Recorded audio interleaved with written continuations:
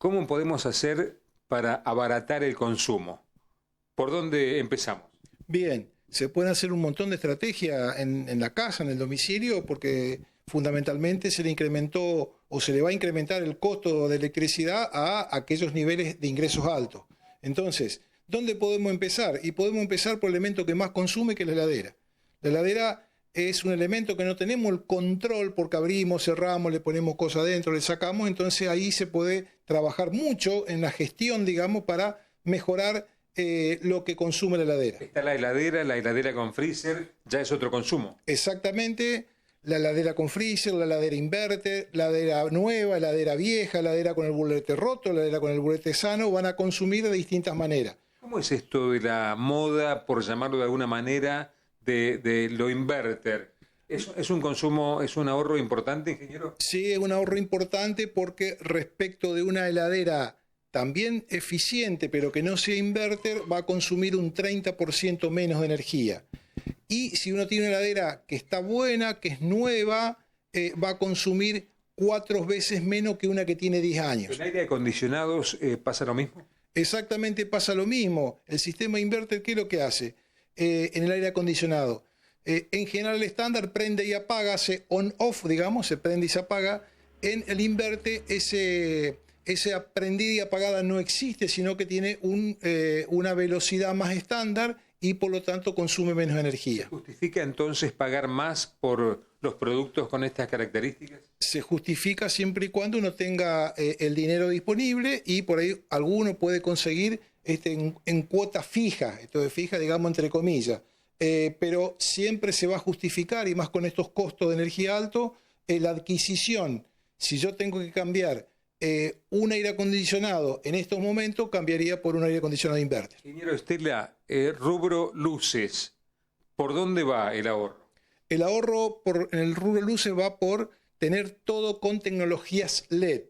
Generalmente la tecnología que teníamos anteriormente era de bajo consumo y la LED vino a suplantar esa tecnología y se consume mucho menos.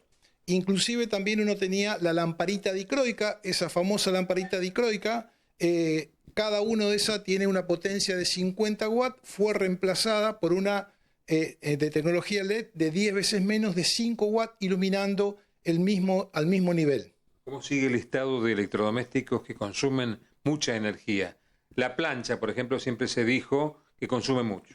La plancha consume mucho y es el equivalente a tener una estufa, porque tiene casi la misma potencia. El tema es que la plancha se utiliza menos horas que una estufa. Planchar hay que planchar. ¿Cómo hacemos? Para planchar hay que tener una estrategia, como en todo el uso electrodoméstico. Entonces, uno va a planchar lo más junto posible la ropa. O sea que si uno plancha una camisa todos los días va a gastar mucho más que si va acumulando y va planchando ropa en función, digamos, del uso.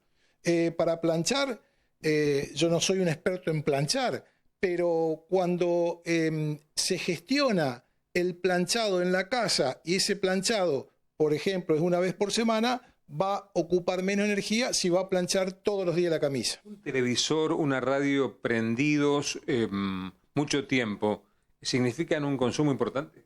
La radio no tanto y siempre hay que escuchar radio. Ese tiene un consumo muy bajo, pero el televisor va a depender de la dimensión de la pantalla. Cuando la pantalla del televisor es más grande, esto que significa 30 pulgadas, 50 pulgadas, 75 pulgadas, va a consumir mucho más energía que un estándar. Entonces, tenerlo prendido el televisor sin que nadie mira es un derroche de energía. Ingeniero, se sabe que ahora hay muchos edificios que ya no cuentan con gas, con instalaciones de gas, entonces se impone todo lo eléctrico, una cocina, un calefón.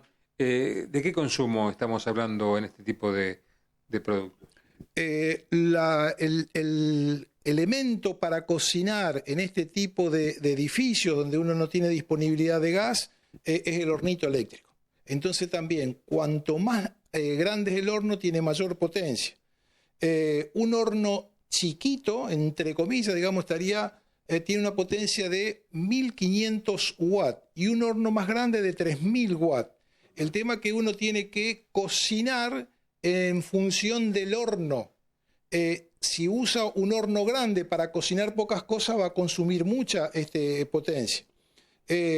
¿Cuál es la ventaja del horno eléctrico sobre el gas? Es que uno pone una milanesa y en 15 minutos la tiene lista. Entonces, también, digamos, por ese lado se puede hacer un uso eficiente de energía.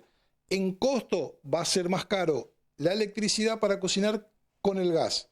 ¿Qué pasa con el microondas? El microondas es el mejor elemento tecnológico para cocinar. El tema es que hay que llegar a dominar esa tecnología en la cocción. Por ¿Consumo? Consumo depende también lo que uno esté cocinando, depende del volumen que tenga dentro del horno eléctrico. ¿La función que uno le da también? Exactamente, sí, pero consume menos que el horno eléctrico.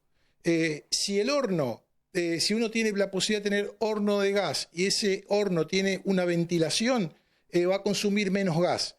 Entonces, la tecnología muy buena es el microondas. Y consume menos que un horno eléctrico. Para terminar, ¿qué consejos o tips nos puede dar para un consumo inteligente de la energía? Para un consumo inteligente uno tiene que tener abiertas las ventanas, ocupar la luz natural, tiene que tener también, para que no dé tanto el sol, uno puede tener sombras de distintos con alero.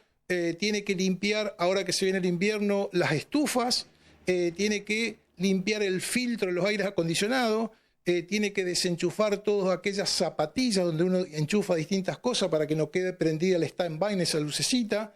Puede hacer un montón de cosas para disminuir el consumo de electricidad.